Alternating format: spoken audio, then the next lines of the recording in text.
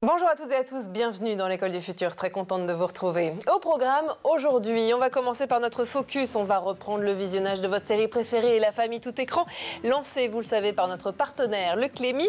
Une série qui a pour objectif de donner des éclairages utiles et des conseils pratiques à toutes les familles, aussi quant à l'utilisation du numérique au sein des foyers. Et on regarde un nouvel épisode dans un instant. Et puis à la idée derrière la tech, c'est Jeanne Dreyfus qui est avec nous aujourd'hui. Bonjour Jeanne. Bonjour Philippine. Très contente, comme d'habitude, de vous retrouver. Pareil. De quoi ça me touche. De quoi vous allez nous parler aujourd'hui? Je vais vous parler d'une nouvelle maison d'édition qui s'appelle Immersive Paris et qui rend compte en fait du foisonnement culturel inédit qui existe dans l'immersif. Et ça va de la danse jusqu'à l'architecture en passant par la gastronomie. Oh là là. C'était mon livre de chevet ce week-end, donc je vais vous le découvrir tout à l'heure. Bon, Jeanne, est-ce que vous étiez forte en maths quand vous étiez plus jeune? J'étais exécrable, mais j'ai vraiment très envie de progresser. Bon, les mathématiques, c'est la bête noire de nombreux élèves et pourtant, elles sont partout, vous le savez. Alors, comment les rendre plus accessibles, un peu plus fun, plus sympa et surtout plus adaptées au niveau de chacun? On va se poser la question, on va s'intéresser à une plateforme qui promet d'y parvenir avec son fondateur, Joachim Lebovitz. Bonjour. Bonjour Philippine. Bienvenue dans l'émission, on est très content de vous recevoir. Vous êtes le fondateur de Pixie Science, une plateforme donc dont on va parler dans un instant, juste après le focus.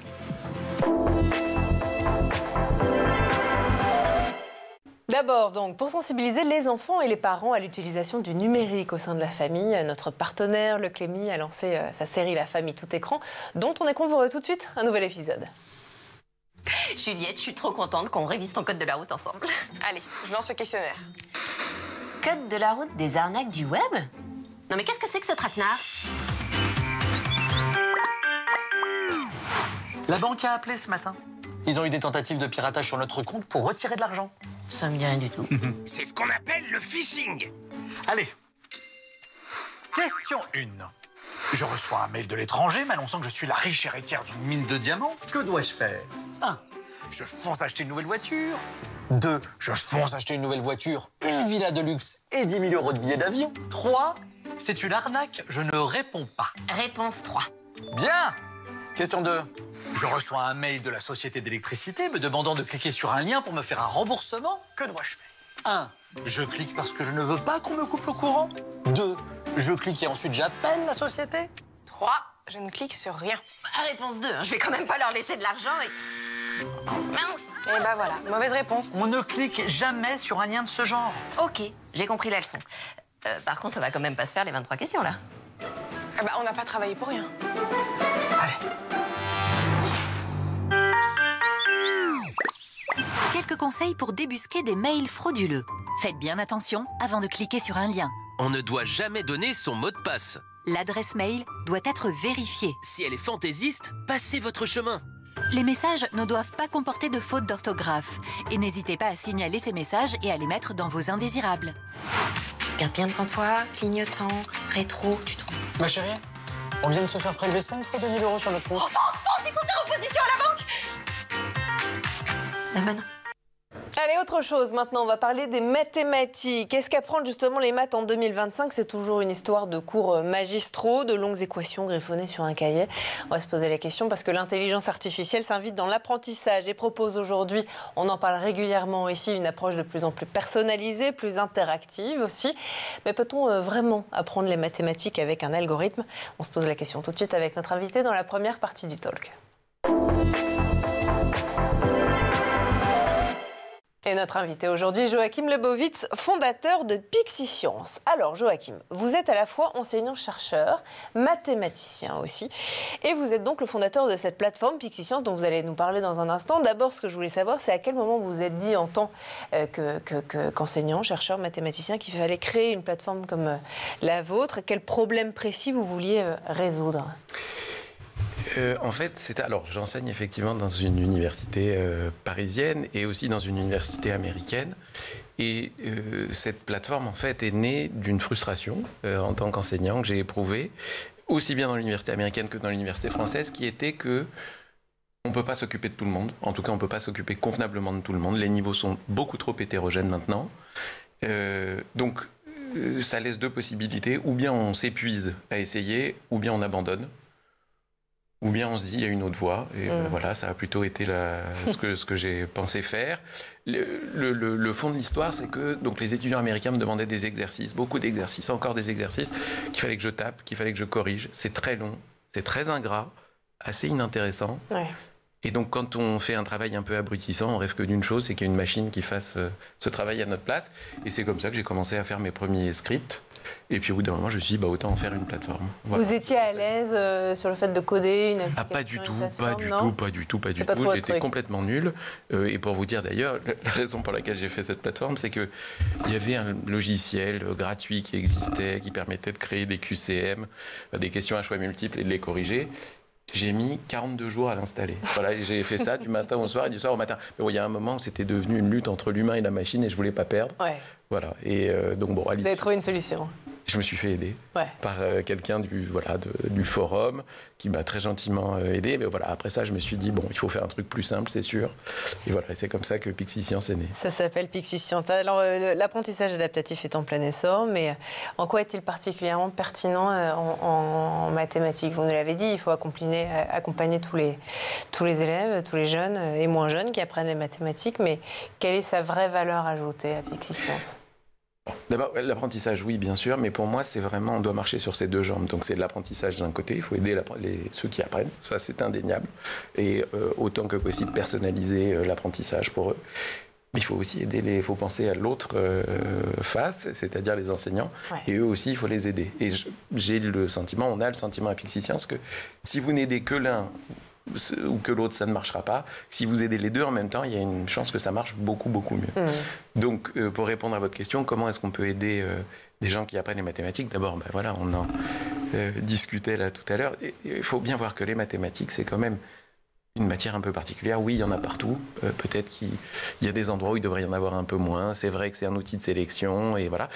Et quand on se retrouve face à une classe de mathématiques, quel que soit le niveau, on a déjà certains élèves ou étudiants qui sont des polytraumatisés. Donc déjà, il faut faire avec ça. Il faut penser à ça quand on se lance dans un cours. Des gens qui ont très très peur parce que ce sont des mathématiques, indépendamment de ce qu'on va faire, parce que ce sont des mathématiques. Donc la démarche, là, si vous voulez, c'est aussi partir de ce que demandent les étudiants et les élèves pour ce qu'on a pu en juger, parce qu'on leur a demandé leur avis et ce qui les ferait venir sur une plateforme d'apprentissage des maths. Ce qu'ils veulent, c'est des exercices. Ils ne veulent pas être rationnés sur le nombre d'exercices. Ils ont beaucoup d'exercices et ils veulent la correction de ces exercices. Bon, donc déjà, il faut leur donner ça. Et ce qu'ils souhaitent avoir également, c'est des exercices qui s'adaptent à leur niveau. Alors, l'adaptativité, on en parlera peut-être tout à l'heure, c'est un vrai enjeu parce qu'il y a adaptativité et adaptativité. Il faut qu'on soit bien clair sur ce qu'on entend par adaptativité. Je vais y arriver. C'est pas facile à dire. Voilà, encore moins à faire. Ouais. Voilà, donc l'idée, c'est que c'est une plateforme où ils retrouvent le contenu dont ils ont besoin, mais qui a été pensée depuis le départ pour que cette plateforme où ils vont retrouver le contenu dont ils ont besoin soit articulée avec l'enseignant. L'enseignant a toute sa place sur la plateforme, avec des fonctionnalités qui lui sont propres, et la possibilité, évidemment, d'interagir avec les élèves ou étudiants. Vous utilisez l'intelligence artificielle, donc je comprends, pour justement cette partie adaptative. Alors, on l'utilise à plusieurs endroits. On l'utilise d'abord, effectivement, par la partie adaptative, c'est-à-dire pour d'abord comprendre ce que l'étudiant ou l'élève n'a pas compris, voilà, et de façon fine. Pas juste, il s'est trompé à cet exercice, c'est qu'est-ce qui s'est passé?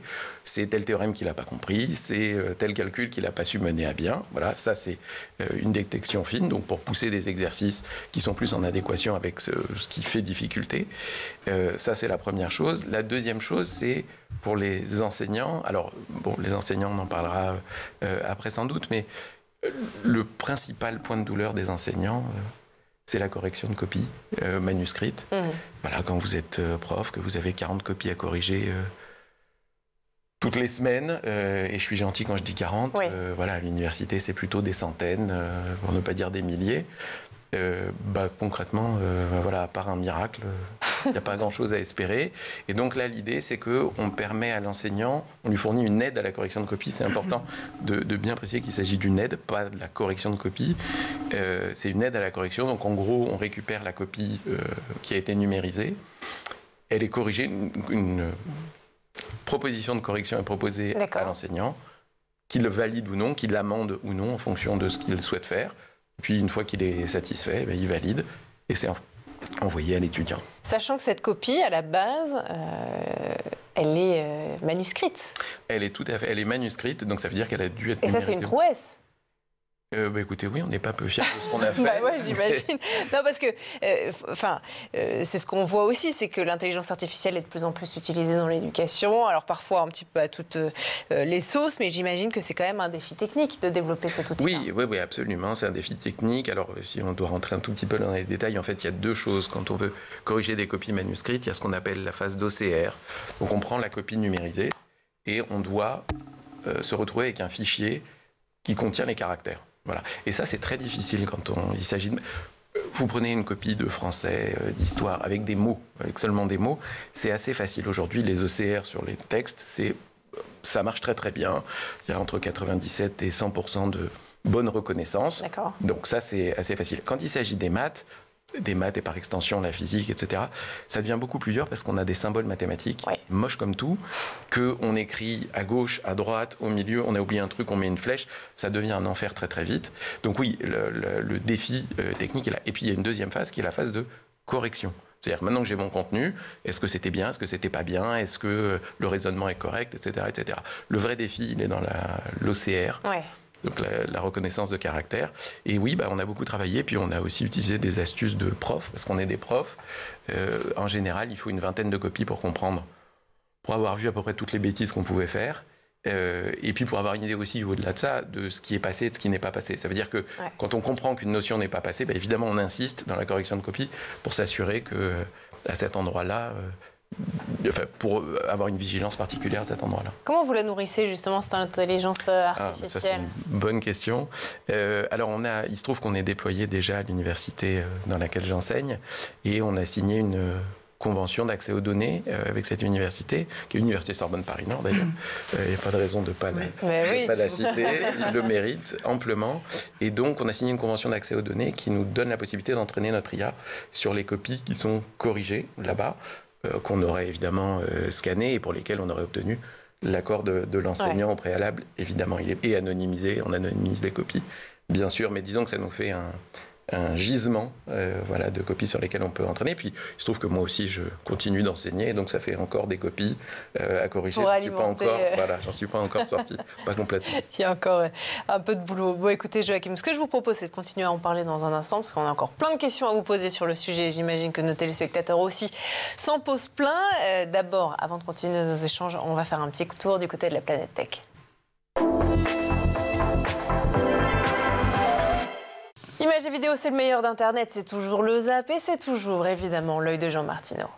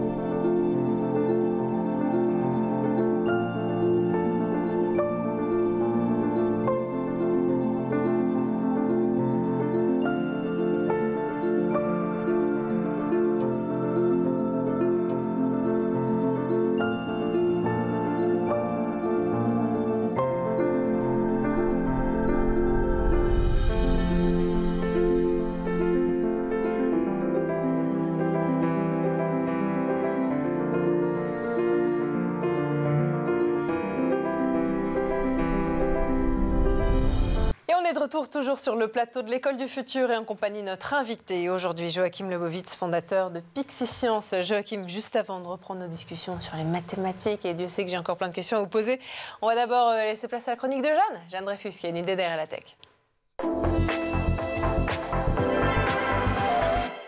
Et au programme avec vous, Jeanne, alors un mot qu'on entend partout, dans les musées, les lieux de spectacle, et souvent, c'est vrai sur ce plateau, ce mot, c'est l'immersif. L'immersif, c'est une tendance que la nouvelle maison d'édition Immersif Paris entend scanner et cartographier de long en large, en travers. Dites-nous tout.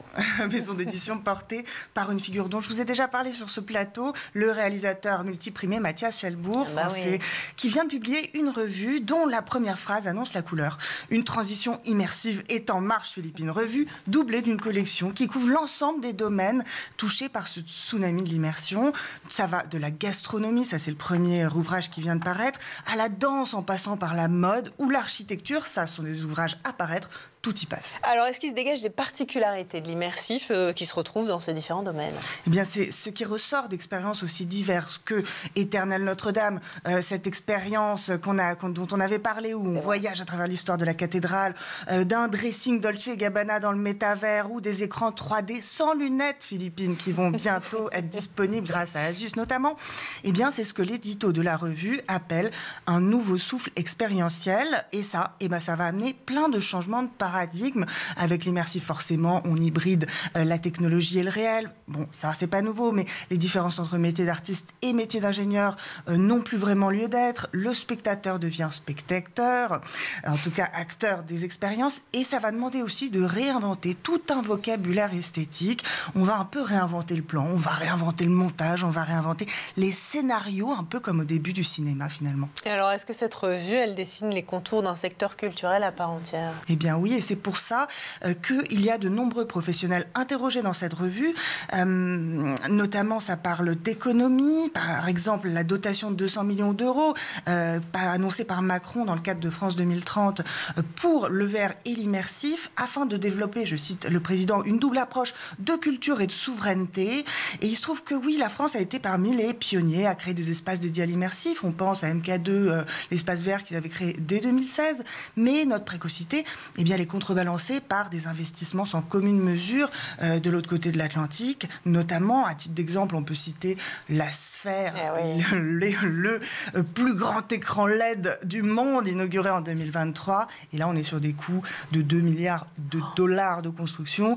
Donc nous, on a le Grand Palais immersif, on a l'Atelier des Lumières, mais forcément, c'est difficile de rivaliser. Non, c'est clair, effectivement, c'est le symptôme peut-être aussi d'une plus grande confiance côté américain dans le succès de telles expériences, ou est-ce qu'il s'agit d'autre chose ? Eh bien, pour le directeur de cinéma d'Arte, qui est aussi créateur de la branche immersive du Festival de Venise, Michel Reillac, aussi interviewé dans la revue, il y a pour lui, en Europe, une qualité d'innovation indéniable. Il y a plein d'artistes français qui sont chassés par les industries américaines, notamment Mathias Chelbourg, qui a travaillé en Californie chez Disney avant de revenir en France.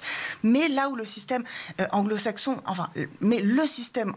lui, il va considérer ce sens de l'innovation, eh bien, juste comme une graine qui va enclencher un dispositif de production plus grand et du coup, pas vraiment comme une fin en soi, contrairement à nous. Mais autre point où on pêche, eh bien, c'est aussi cette trop grande séparation qu'il y a entre créatifs et scientifiques aux US, par exemple. Un projet comme Chomsky versus Chomsky, un projet incroyable qui ressuscite le philosophe-penseur Noam Chomsky grâce à ChatGPT qui va nous parler sur l'IA. Eh bien, ce projet, il est né au MIT et il a fait de Sandra Rodriguez, une femme qui est en même temps sociologue des nouvelles technologies et en même temps réalisatrice, eh bien, l'auteur de ce projet multi-récompensé. Et si, pour finir, on devait citer des exemples de réussite française, Jeanne ? Eh bien, ils sont nombreux, Philippe. Ah, Cocorico. On en a parlé. Donc, les cerveaux qui s'expatrient et qui vont à l'international, Michel Reillac, Mathias Chelbourg. On a également de nombreux artistes, réalisateurs de projets VR qui sont représentés à l'international dans tous les festivals. On a ici des coproductions françaises, Ayahuasca, Empereur, très beaux films qui ont été nommés au Emmy ou à la Mostra de Venise. On a aussi des lieux de diffusion, comme le Grand Palais immersif, qui vont exporter leurs projets en Asie, aux États-Unis. Des boîtes de production, comme on voyait Backlight sur les projets de VR, mais il y a aussi, par exemple, Excurio, qui, eux, font des contenus culturels en réalité virtuelle. Et là, on voit leurs projets adaptés aux États-Unis ou en Asie. Donc, cette filière française de l'immersif, elle est en pleine expansion. Et donc, pour ne plus rien en ignorer et pas louper cette révolution qui est en marche selon l'édito de cette revue, eh bien, vous pouvez l'acquérir sur le site immersive.paris. Merci beaucoup. Jeanne, quelque chose qui m'a marqué dans votre chronique, cette séparation entre créatif et scientifique dont vous nous parliez il y a quelques secondes. Est-ce que c'est quelque chose aussi, Joachim, que vous remarquez régulièrement dans le monde dans lequel vous évoluez? Oui, alors oui, absolument. Et c'est vrai, je suis tout à fait d'accord avec ce que Jeanne disait, qu'aux États-Unis, il y a beaucoup moins de frontières entre les sciences et les arts. Et d'une façon générale, il y a beaucoup moins de frontières, et ce qui permet effectivement que des gens assez différents, en tout cas dans leur formation, puissent travailler ensemble très facilement. Et ça, c'est vrai que c'est formidable. C'est important, c'est à souligner. Et Cocorico, la France aussi emboîte le pas. C'est important. Allez, on lance ensemble la deuxième partie du talk. Créativité, immersivité, science. On y retourne avec vous, Joachim Lebovitz, fondateur de Pixie Science. Alors, juste avant la chronique de Jeanne, vous nous parliez justement de cette plateforme, de tout ce que vous avez mis en place pour accompagner les enseignants, les élèves aussi dans leur apprentissage adaptatif des mathématiques. Je vais y arriver, des mathématiques. Votre plateforme. Ouais, c'est ça, effectivement. Alors, justement, la transition est toute trouvée. Est-ce que là, vous commencez sur les mathématiques, mais quelque part, cette technologie, cette intelligence artificielle, elle ne pourrait pas aider des professeurs de français, des professeurs d'histoire-géographie? Est-ce qu'on ne pourrait pas la mettre à disposition d'autres enseignants, d'autres matières? Alors, on s'est posé la même question. On y a, et en fait, on a déjà commencé pour la physique, mais on ne l'a pas encore déployé. En fait, c'est assez simple, hein, c'est des collègues de physique à l'université qui... La première chose qu'ils nous ont demandé, c'est « Et alors, bon d'accord, et la physique, on peut faire pareil ?» Donc on a essayé, oui, ça marche assez bien. Donc on n'a aucun doute sur le fait que la physique, sans doute la chimie et la biologie, on devrait y arriver. En tout cas, ce qu'on a en tête sera transposable, pour les mathématiques, sera transposable à ces disciplines-là. Si après, il s'agit de parler de littérature, enfin de français, d'histoire, de philo, la vérité, c'est que j'en sais rien. Il y a sans doute des choses qu'on peut transposer, mais je ne m'engagerai pas ici à dire que oui, ça va être très facile et tout ça. Ça vaut évidemment le coup de regarder, parce que ça nous intéresse aussi, et parce qu'on nous le demande. Mais là, c'est beaucoup plus prospectif. La différence, c'est peut-être aussi que ces matières-là, plus littéraires, laissent place à l'interprétation, l'imagination, alors que les mathématiques... Absolument. C'est une science exacte. Oui, mais pour autant, c'est une science exacte, mais il n'y a pas forcément qu'une seule façon d'arriver au bon résultat. Ouais, c'est vrai. Et il faut être capable de détecter qu'une bonne façon en vaut une autre, quand c'est le cas. Oui, c'est simplement que, en fait, moi, j'ai beaucoup moins de connaissances, en tout cas, je n'ai pas la connaissance d'un enseignant, et que, comme l'idée, c'est vraiment d'articuler cette relation étudiant, enfin, apprenant, élève, étudiant et enseignant, j'ai pas les réflexes. Donc, on va regarder ça de très près.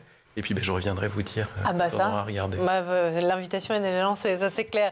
Votre plateforme, en tout cas, allège certaines tâches des professeurs. Comment, malgré ça, vous intégrez l'accompagnement des élèves? C'est-à-dire, quel rôle joue l'enseignant dans Pixie Science? Vous nous parliez en première partie de ce rôle essentiel, mais si on devait le décrire.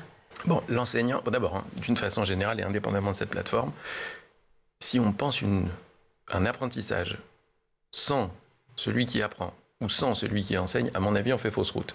Enfin, voilà, c'est juste mon avis d'enseignant depuis quelques années déjà. Je ne sais pas si vous avez déjà suivi un cours en ligne. Oui. Voilà. Qu'est-ce que ça a donné? Ça manquait un petit peu, à mon goût, en tout cas, de côté pratique, humain. Voilà. Voilà. Donc pareil, moi j'ai suivi un seul cours en ligne sur 12 semaines. J'ai lamentablement arrêté au bout de 6 semaines parce que c'était complètement désincarné. Ouais. C'était parfaitement correct, mais sauf que s'il n'y a pas de transfert, c'est moins intéressant, pour ne pas dire qu'on s'en va, parce qu'on a mieux à faire. Donc voilà, pour moi, c'est vraiment ça. Enfin, pour nous, c'est vraiment ça le plus important. Alors, pour aider les profs, concrètement, qu'est-ce qu'on fait? D'abord, ils ont accès à un contenu dont ils peuvent se servir, un contenu entier, parce que quand on est prof, parfois on arrive sur un cours qu'on ne fera qu'une fois et qu'on ne refera plus jamais, donc on va peut-être pas passer 6 mois à préparer un cours sur lequel on arrive en plus au pied levé. Ouais. Et puis il y a aussi cette notion de pouvoir faire travailler les élèves sans que ce soit trop pénible pour le prof. Ce que je veux dire par là, c'est que sur la plateforme, on peut assigner un devoir à des étudiants en moins de 2 minutes.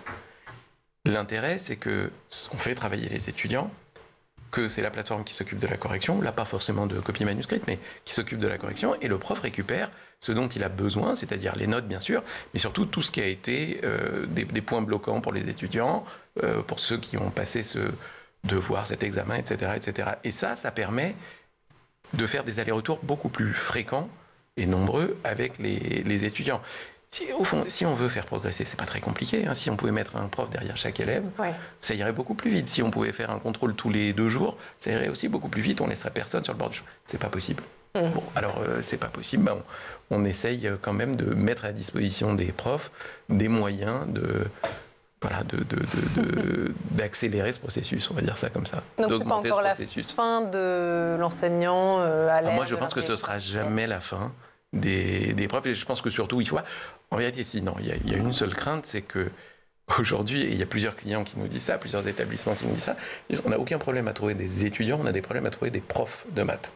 Donc, il y a un vrai risque qu'il y ait une fin des profs de maths, mais faute de combattants, pas parce qu'ils auraient été remplacés par une IA. Non, mais plus sérieusement, l'idée, c'est vraiment c'est d'aider les profs qui croulent déjà sous les tâches, de les aider à réaliser des tâches pas très intéressantes et pour autant nécessaires. Bien sûr.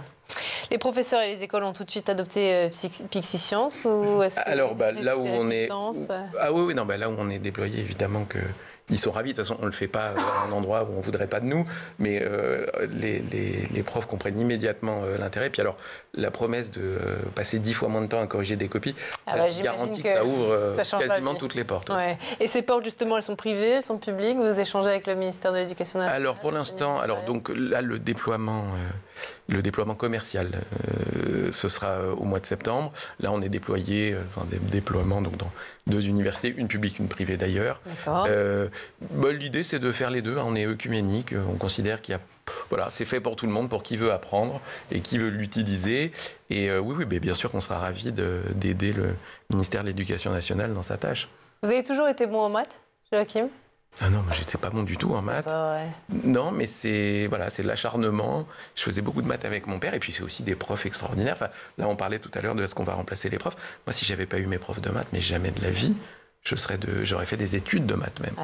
Et quand j'ai vu ce que ça pouvait être la joie d'apprendre avec des gens comme ça, je me suis dit si des gens comme ça font ça, c'est qu'il y a quelque chose derrière à suivre. Non, mais voilà, c'est à l'affect, complètement à l'affect. Et si vous pouviez remonter dans le temps, justement, quelle plateforme vous auriez aimé avoir en tant qu'étudiant? J'imagine que vous allez me dire Pixiscience, vous avez bien raison, mais est-ce que vous vous rendez compte de ce que vous avez créé, de l'impact que ça peut avoir sur des générations d'étudiants aujourd'hui, d'apprendre avec l'intelligence artificielle de manière adaptative Ça change tout, ça, pour ces jeunes. Ça change tout, mais c'est aussi plus dangereux parce qu'aujourd'hui, il y a beaucoup d'étudiants, et vous en avez déjà parlé dans vos émissions, qui utilisent ChatGPT. C'est extrêmement dangereux parce que ça a l'assurance d'un enseignant et ça peut sortir des énormités absolument terribles. C'est pour ça que nous, on voulait une IA qui n'était pas débridée. C'est pour ça qu'on laisse la possibilité à l'enseignant de corriger ce qui est la première version de la correction. Et c'est pour ça qu'on ne veut pas d'IA débridée sur une plateforme. Donc, oui, les usages ont changé, en fait. C'est aussi ça. Les usages ont changé. Et donc, on accompagne ça. Et je pense que c'est très bien qu'on accompagne ça. De la même façon que, voilà, quand l'électricité est arrivée, on s'est mis à utiliser, même si les lampes à pétrole, c'est très bien. Bien sûr. C'est l'école du futur et ça s'invente déjà aujourd'hui. Ça s'appelle Pixiscience aussi. Merci beaucoup, Joachim, d'avoir été Merci à vous. Parmi nous aujourd'hui. Ça a été un vrai plaisir de vous recevoir. Merci à vous aussi, Jeanne, d'avoir été parmi nous. Merci à vous de nous avoir suivis. Merci à Édouard Degnaud d'avoir produit cette émission, ainsi qu'à toute la régie derrière lui. Et puis nous, comme tous les jours, vous le savez, on se retrouve dès demain, dès 12h30, toujours sur School TV. Et d'ici là, passez une très bonne journée. Ciao.